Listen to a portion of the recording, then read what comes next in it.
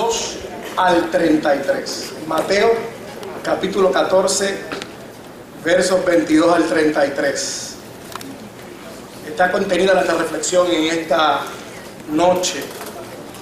La mañana dije, mientras dábamos la cena en la noche, que hay gente que siempre le toma la palabra a uno. Está adelantadito, pastor.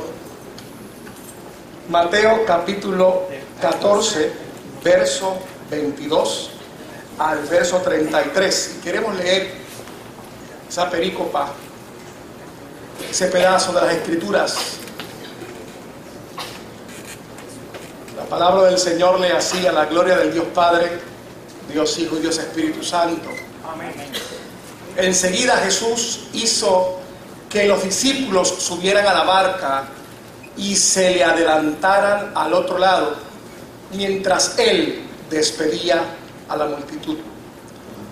Después de despedir a la gente, subió a la montaña para orar a solas. Al anochecer, estaba allí él solo, y la barca ya estaba bastante lejos de la tierra, zarandeada por las olas, porque el viento le era contrario. En la madrugada, Jesús se acercó a ellos caminando sobre el lago. Cuando los discípulos lo vieron caminando sobre el agua, quedaron aterrados. «Es un fantasma», gritaron de miedo. Pero Jesús le dijo enseguida: «Cálmense, soy yo. No tengan miedo». «Señor, si eres tú», respondió Pedro, «mándame que vaya a ti sobre el agua». «Ven», dijo Jesús. Pedro bajó de la barca y caminó sobre el agua en dirección a Jesús. Pero al sentir el viento fuerte, tuvo miedo y comenzó a hundirse. Entonces gritó: «Señor, sálvame». Enseguida Jesús le tendió la mano y, sujetándolo, lo reprendió: «Hombre de poca fe, ¿por qué dudaste?». Cuando subieron a la barca, se calmó el viento, y los que estaban en la barca lo adoraron diciendo: «Verdaderamente, tú eres el Hijo de Dios».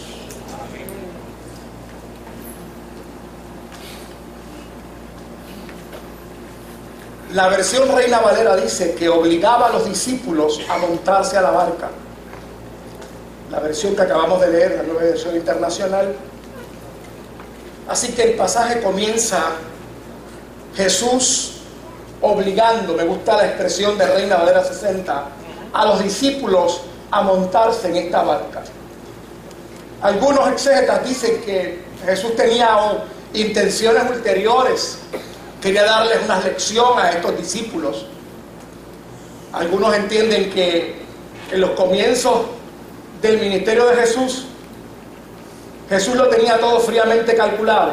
Sin embargo, Juan nos dice, el capítulo 6 de Juan, el último verso de esta misma narración, nos dice posiblemente por qué es que Jesús obliga a sus discípulos a montarse en esa barca. Y es que antes de esta escena que estamos viendo en la Escritura, Jesús había hecho un milagro extraordinario, y era que había multiplicado los panes y los peces. Así que Juan dice que él tuvo que salir de la escena rápido, porque de lo contrario quería la multitud cogerlo y hacerlo rey. Así que es importante que nosotros comencemos con el pie derecho al explicar esta lección, porque no podemos entender que Jesús nos mete en problemas para darnos lecciones. Y yo quisiera que la reflexión de esta noche nos concentráramos más adelante en aquellas cosas que nosotros debemos de hacer cuando nos encontramos en medio de las tormentas y de los momentos difíciles. Sin embargo, para poder entrar en el texto tenemos que explicar varias cositas, de manera que podamos entonces mirar, y cuando hagamos la aplicación, por así decirla, lo podamos hacer en un contexto que todas y todos nos podamos identificar. Pero es importante entender eso, porque el contexto en que vivimos, he escuchado durante estas semanas y estos días algunas explicaciones que por qué estamos tan oprimidos con tantos problemas, con tantas circunstancias difíciles. Y es importante aclarar y enfatizar lo que dice Santiago, que Dios no puede ser tentado, ni que tienta a nadie para después hacer el bien. Así que el escritor de Mateo explica esto porque tenemos que ir viendo el contexto de que a Jesús lo querían hacer rey. Y obviamente el propósito del ministerio de Jesús, como en otras ocasiones hemos dicho, el reino siempre tiene urgencia. El reino no es para mañana, el reino es para hoy. Inclusive la Biblia dice, hoy es el día de salvación. Amén. Así que Jesús, entendiendo que tenía que seguir con su ministerio hacia adelante, una de las maneras más rápidas posiblemente era mandando a los discípulos al frente, y el escritor Mateo dice, y los obligó a montarse en la barca. Entendemos que lo que nos ilustra aquí es, algunos dicen, pero de esta gente eran pescadores, esta gente conocía el lugar. ¿Cómo es que un vientito contrario hace que ellos vean esto como una tormenta? Pero cuando nosotros recreamos la escena y nos montamos con los discípulos en una barca, 8 o 10 en una barca que no podía ser muy grande, y obviamente acostumbrados posiblemente a pescar no en un mar agitado, posiblemente como el que tenemos nosotros en el Atlántico, ¿verdad? Que siempre tenemos menos de 3 a 4 olas, siempre, lo menos que podemos conseguir. Pues obviamente este lago hundido a 700 pies de sobre el nivel del mar, rodeado de montañas, en un clima mediterráneo donde las noches son en algunas ocasiones bastante frescas, combinada con el calor del día, dicen los exégetas que en esas aberturas entre la montaña y el llano se colaban quebradas y vientos fríos que descendían de los picos más altos, y esa combinación parece que agitó un poco el mar o el lago, perdón, y allí en medio de esas circunstancias se encontraban los discípulos de Jesús. Yo quisiera decir y entender que muchas veces hay una combinación de circunstancias que son inevitables en la vida. Hay circunstancias que no esperamos, los vientos contrarios, las circunstancias que son inesperadas, las circunstancias que algunas veces no esperamos que lleguen en ese tiempo. Esto era a las 3:30 de la mañana, casi las 4 de la mañana, y como decimos nosotros, debía estar la noche como boca de lobo, aunque algunos dicen que Jesús disipaba a los discípulos desde arriba porque había luna en ese momento. Pero independientemente era de noche, no era de día.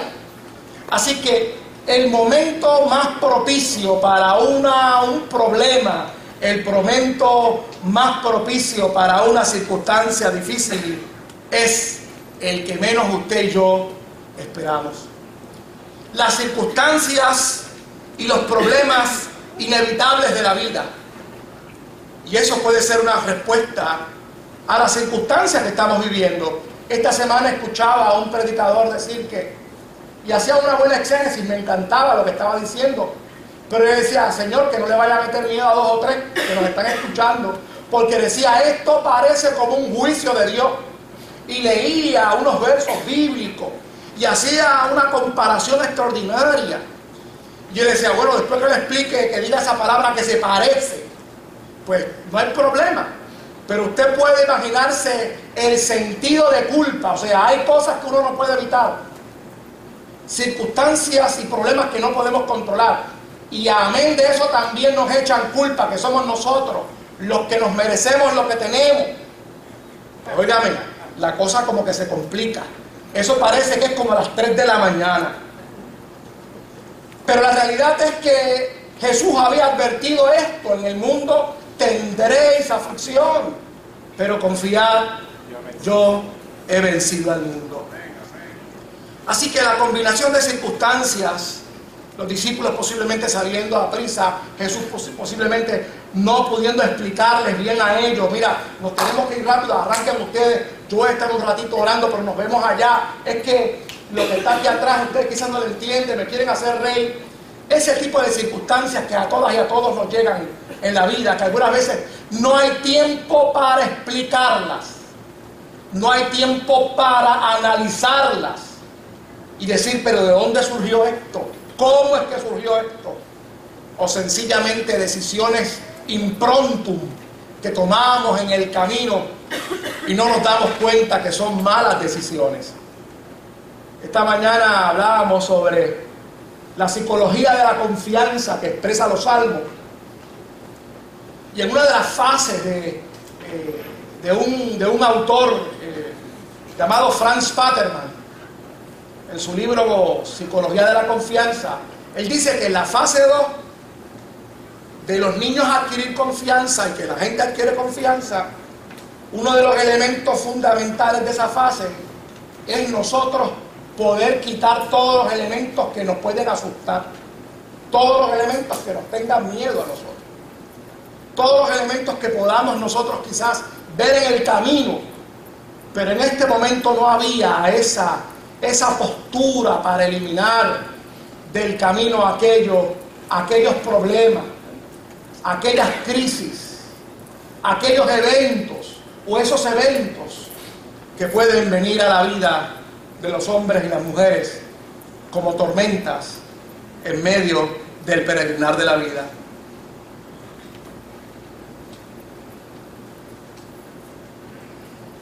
Así que en medio de los problemas y el dolor, muchas veces la percepción falla. Las percepciones fallan porque tenemos miedo, nos sentimos inseguros, nos sentimos inseguras.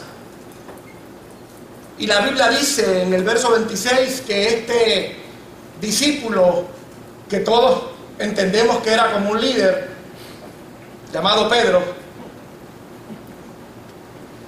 y los demás se aferraron a interpretar lo que estaba pasando.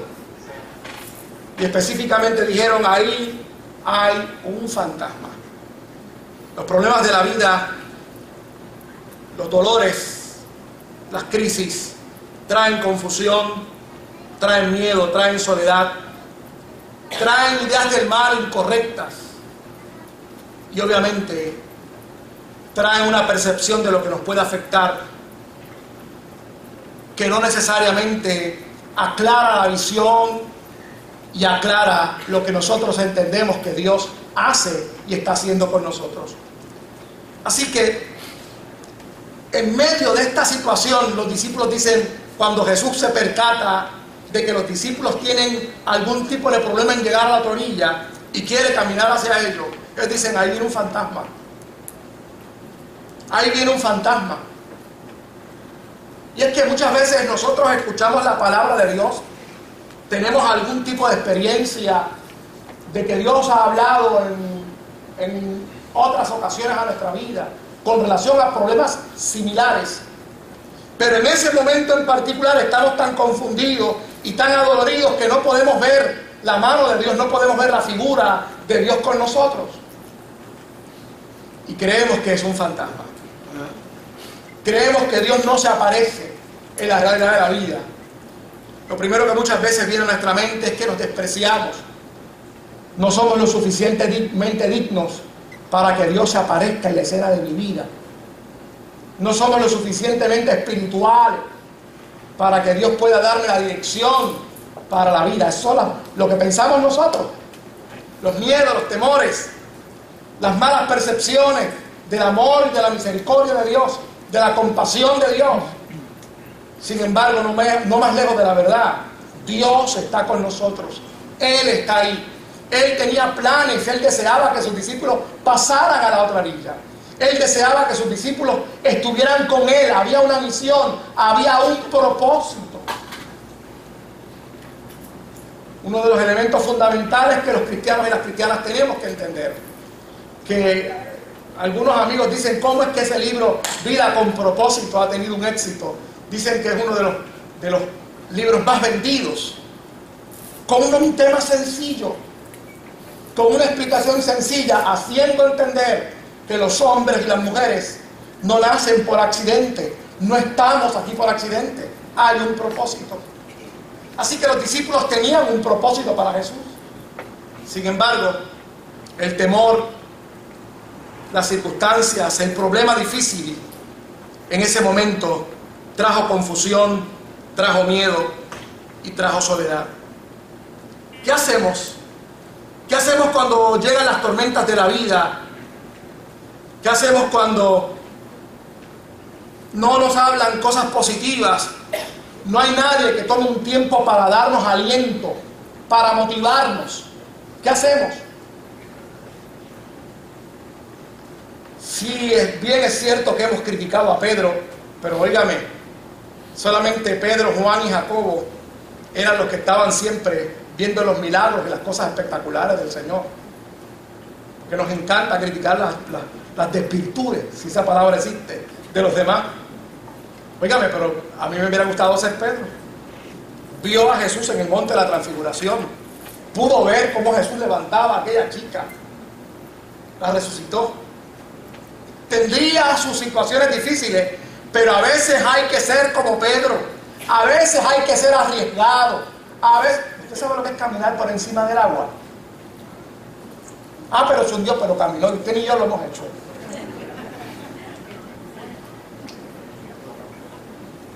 A veces hay que ser como Pedro.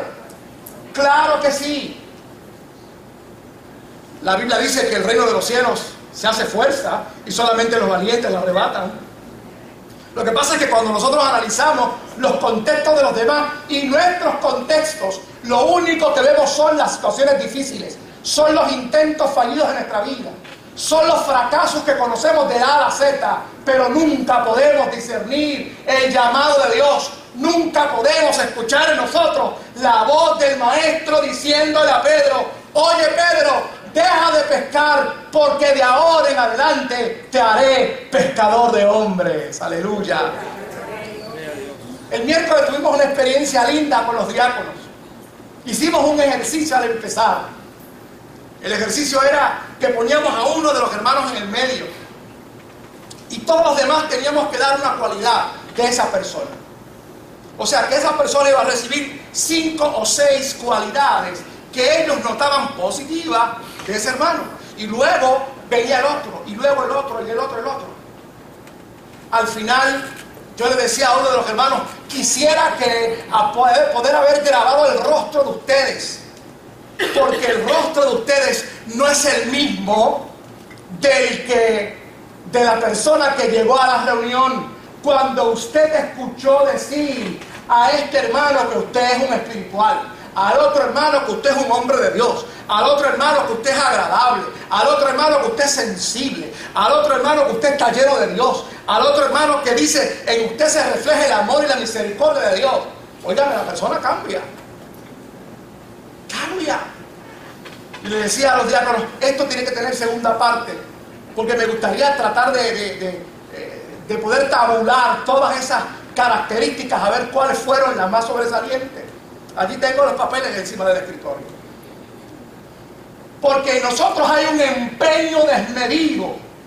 Todavía no hemos entendido la gracia transformadora del Espíritu Santo. Caminamos con el Espíritu Santo, pero no le hacemos caso. Caminamos con el Espíritu Santo y Él trabajando con nosotros y nosotros mirando para el lado, mirando para otro lado. Y el Espíritu Santo diciéndonos cosas lindas al oído. El Espíritu Santo dándonos fuerza. El Espíritu Santo dándonos la capacidad para que se obren milagros para su gloria y su honra. Y nosotros, pues sí, bien, gracias.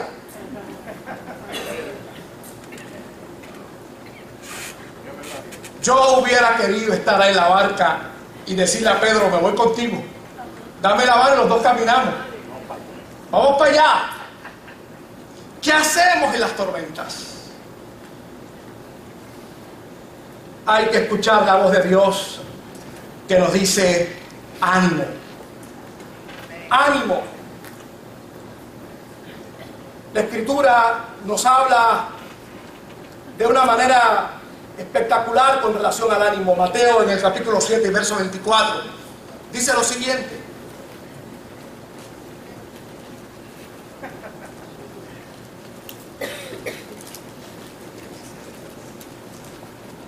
Mateo 7.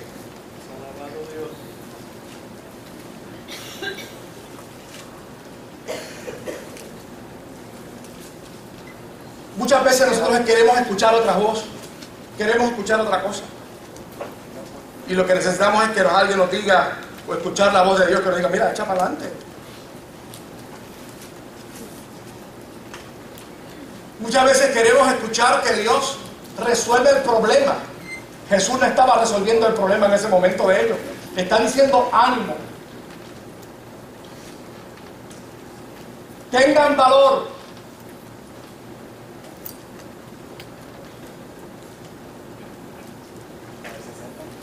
Por tanto, todo el que me oye estas palabras y las pone en práctica es como un hombre prudente que construyó su casa sobre la roca. Aleluya. Escuchar la voz de Dios. Ánimo. Cuando escuchamos somos prudentes. Muchas veces queremos trabajar con las tormentas. Queremos que Dios trabaje con las tormentas a nuestra manera. ¿Cómo es que se trabaja a nuestra manera? Resolviéndolas. No, escucha la voz de Dios. ¿Qué te está diciendo? Algunas ocasiones cuando esperamos, como decíamos esta mañana con los hermanos de Manatí, aprendemos a desarrollar confianza en la espera. Es un proceso, porque la gracia de Dios, acuérdense de lo que dice la Biblia dice que Él es el que produce todo en nosotros, y lo único que tenemos que hacer es poner un chispito de disposición. Aquel que escucha la voz de Dios es prudente, y cuando escuchamos la voz de Dios que nos dice ánimo, actuamos en esa vertiente, actuamos en esa dirección, de manera que las tormentas de la vida adquieren otro significado, van caminando por otro lugar para que Dios sea glorificado en todo momento. Deuteronomio capítulo 31 y verso 6. Hay esta expresión muy particular de ánimo a este líder de Dios en el Antiguo Testamento, y dice: sean fuertes y valientes, no teman ni se asusten ante esas naciones, pues el Señor su Dios siempre los acompañará, nunca los dejará ni los abandonará. El ánimo equivale a la presencia de Dios en nuestra vida.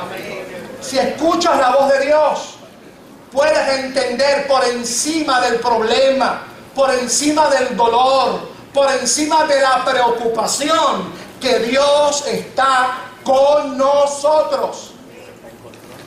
Y te da la capacidad para entonces ser fuerte, para entonces ser valiente. La Escritura dice que cuando entonces creo que soy débil, es cuando la gracia de Dios me hace fuerte y valiente. El ánimo no es otra cosa que la realidad de que esa presencia de Dios está con nosotros. En Segunda de Crónicas, en capítulo 15, del 1 al 9, hay una declaración extraordinaria de un profeta de Dios a un rey que había hecho lo bueno. Pero en ese momento había momentos difíciles de confusión. Momentos donde hay que tomar decisiones. Momentos donde todo va mal, y me parecía, cuando leía los versos, y por eso quise tomarlos, del 1 al 9, un paralelismo increíble en lo que muchas veces vivimos en nuestro país. Y mire lo que dice la Escritura, Segunda de Crónicas, capítulo 15, del verso 1 al 9. Y el Espíritu de Dios vino sobre Azarías, hijo de Obed.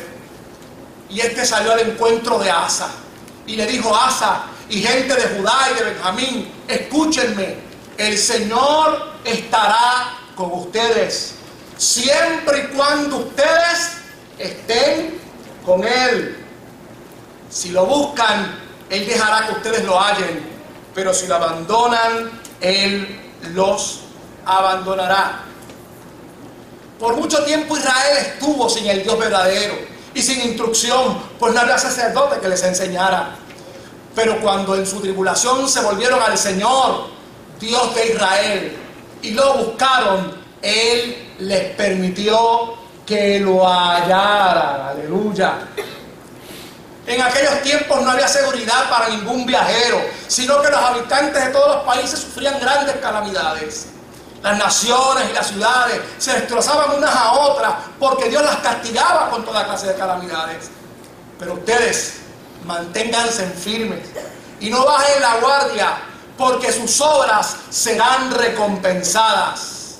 Cuando Asa oyó este mensaje del profeta Azarías, hijo de Obed, se animó a eliminar los detestables ídolos que había en todo el territorio de Judá y Benjamín y en las ciudades que había conquistado en los montes de Efraín.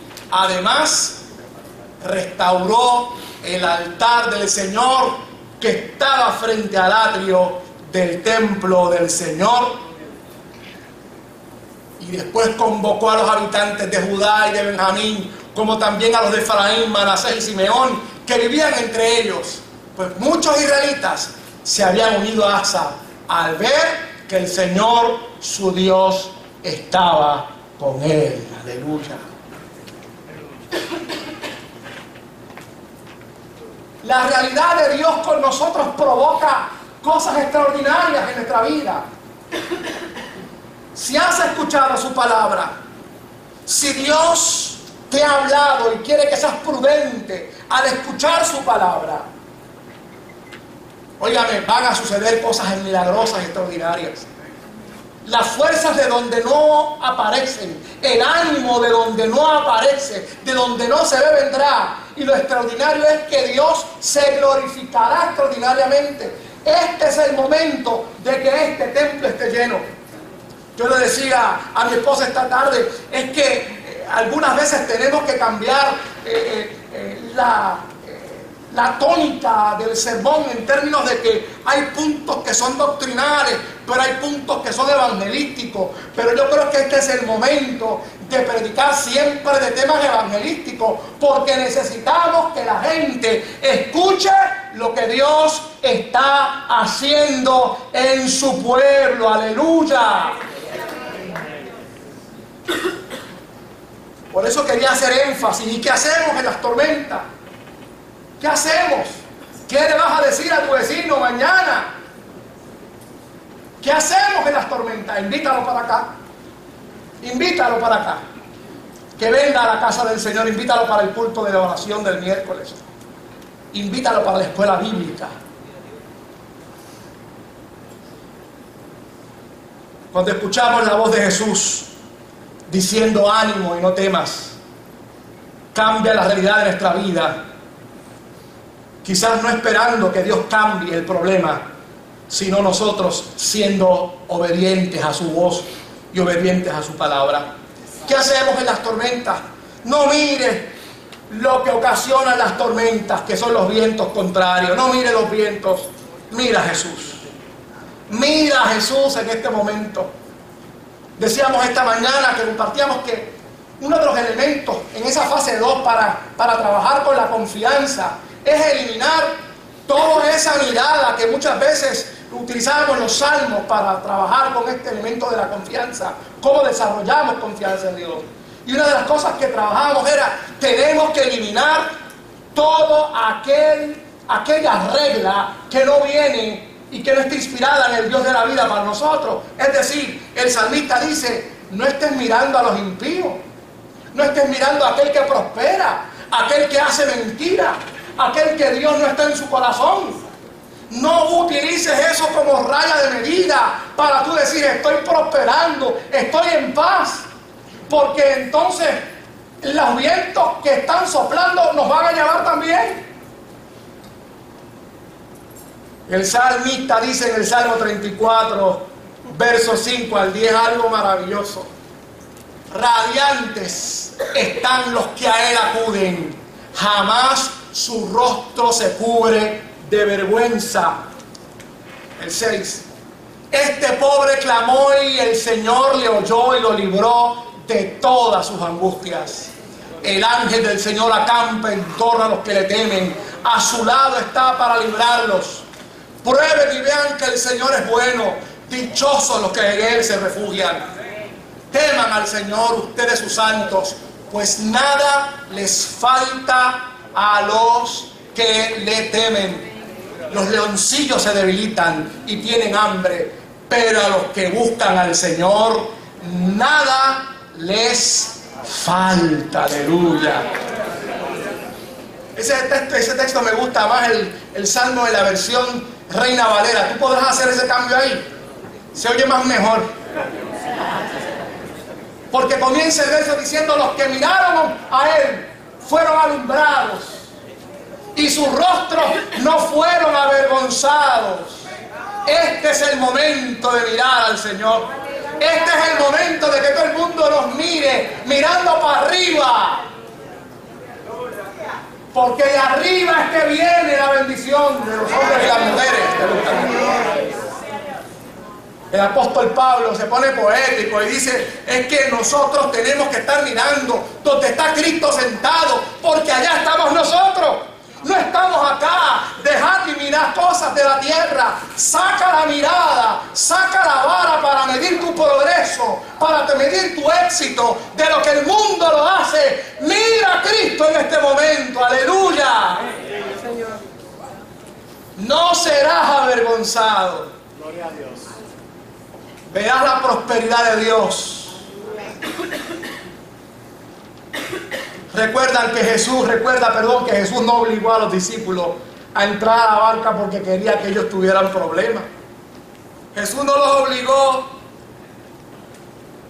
Todas esas teorías que vienen a la mente cuando estamos ahí, échalas a un lado. Mira a Jesús en este momento. Mira a Jesús. Nos complicamos la vida haciendo unas teologías únicas con el derecho medaganario. ¿Usted sabe cuál es ese derecho?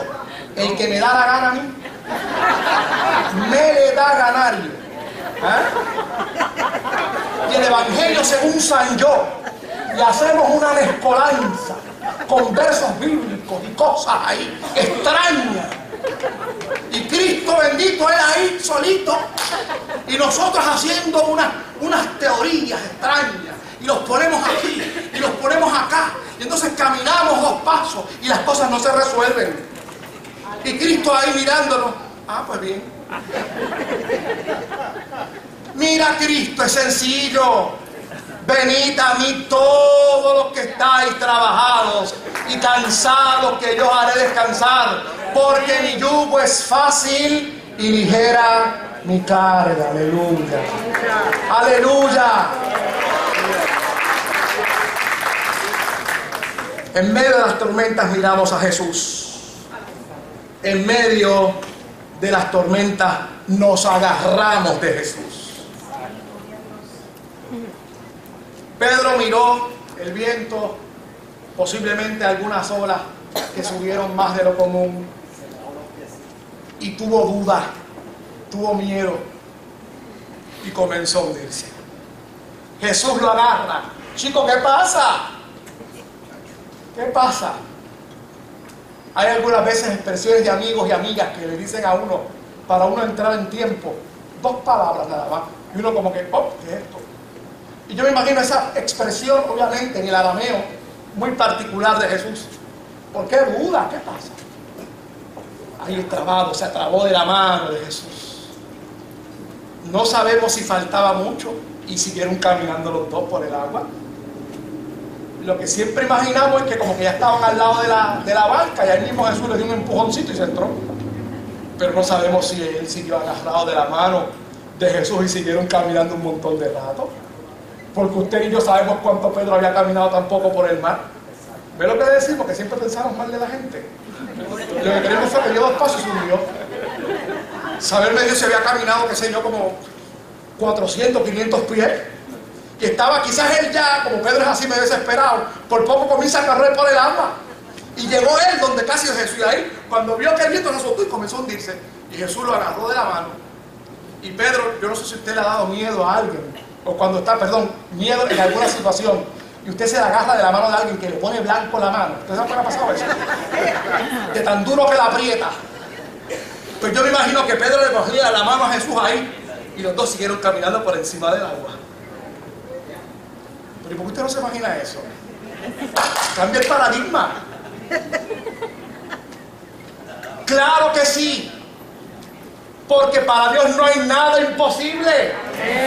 Él es el Dios que vino para estar con nosotros en medio de las circunstancias difíciles. ¿Acaso la palabra de Dios nos decía en el profeta que cuando caminares por el agua no te iba a pasar nada? Que cuando caminares por el fuego no te iba a quemar. ¿Por qué entonces dudamos de que el Maestro estará con nosotros cuando nos trabamos de la mano y llegaremos a la barca para juntos con los demás apóstoles adorarle? ¿Por qué dudamos eso? ¿Por qué dudamos que Dios quiere estar contigo en medio de las circunstancias difíciles? ¿Por qué dudamos y queremos inclusive como decir, esa mano yo no la quiero apretar duro? Aprieta duro la mano del Señor, camina por encima de la barca, del agua, llega a la barca y comienza a adorar al Señor junto con aquellos que bendicen su nombre. ¡Aleluya! Termino con este verso, el Salmo 139, del 7 al 12, dice de la siguiente manera. Si la tiene Reina Valera, me gusta más si lo tiene. ¿No? ¿Lo tienes ya? Ah, me gusta más. ¿A dónde miré de tu espíritu? ¿Y a dónde huiré de tu presencia? Si subiera a los cielos, allí estás tú. Si en el Seol hiciere mi estrado, he aquí, allí tú estás. Si tomare las alas del alba y habitar en el extremo del mar, aún allí me guiará tu mano y me asirá tu diestra. Aleluya. Si dijeres ciertamente las tinieblas me encubrirán, aún la noche resplandecerá alrededor de mí. Aún las tinieblas no encubren de ti, la noche resplandece como el día. Lo mismo te son las tinieblas que la luz. Aunque usted esté temblando del miedo, apriete esa mano que Él le va a apretar más duro. Y no solamente eso. Yo me imagino que algunas veces nosotros como que nos colocamos en posiciones difíciles para tomarle la mano a la gente. Porque Él dice que su diestra lo va a ayudar. Así que yo me imagino como que Él se puso como que virado. Y el Señor lo tuvo que agarrar con la izquierda. Y algunas veces uno como que no tiene mucha fuerza con esta. Pero el Maestro entonces se colocó. Espérate aquí, déjame agarrarte por aquí. Camina, nene, ahora. Dale ahora. ¿Ah? Cuando el Maestro nos coge por la derecha y por la izquierda y nos da la capacidad. Cuando aún tú ves las situaciones difíciles y dices, no, esto no es para mí, me voy a caer. No me sueltes que me caigo. Es que yo siento que me voy a hundir. Porque Él dice, yo quisiera escapar de esto. Yo quisiera irme de esto. Porque esto me asusta. Pero ahí está el Maestro. Ahí te agarra la mano del Señor. Su derecha y su izquierda están contigo. Porque para Él lo mismo es la noche que la noche que el día. No importa que fueran las 3 de la mañana. Para Pedro en ese momento eran como las 7 del día. Las 7 de la mañana. Ya era claro, estoy con el Maestro. Voy a llegar a la barca. Y ahora voy a adorar al Señor con aquellos que han conocido la grandeza del Dios vivo. Agárrate del Maestro. Agárrate de Jesús en medio de la tormenta. Él está contigo, no hay condiciones. El Maestro le dice, oye, pero ¿por qué te pusiste cremita en las manos hoy? Está muy áspera. El Maestro como quiera te tiene agarrada la mano. No importa lo que tú pienses, en las circunstancias del dolor y la dificultad, extiende tu mano. Hay que hacer como hizo aquel que quería un milagro de parte de Jesús. Todo el mundo decía, cállate la boca, muchacho. Y él gritaba más duro, ¡Hijo de David! Y él más duro gritaba, cállate, baja la boca. Más duro gritaba. Este es el momento de levantar, no digo una mano, las dos.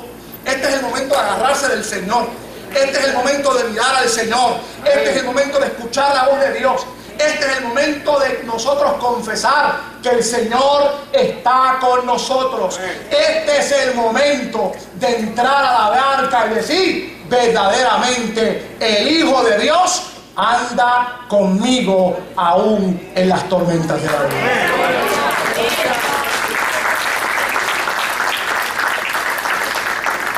¿Qué vamos a hacer mañana? ¿Qué vamos a hacer el miércoles, el jueves? El salmista dice que aquellos que confían en Él no tienen temor al mañana. No les asustan las malas noticias. Porque hay la confianza de un Dios todopoderoso. Eso no quiere decir que negamos la realidad de nuestra humanidad, de nuestros sentimientos. Eso no significa eso. Hay momentos en que lloramos y venimos ante la presencia del Señor confesando su señorío, confesando su presencia, pero con lágrimas en nuestros ojos. Parece una contradicción, pero no lo es. Porque el Maestro no está mirando tus lágrimas. El Maestro no está mirando tu temor. El Maestro está mirando que te tiraste de la barca y comenzaste a caminar por encima del agua. Ponte en pie, querido.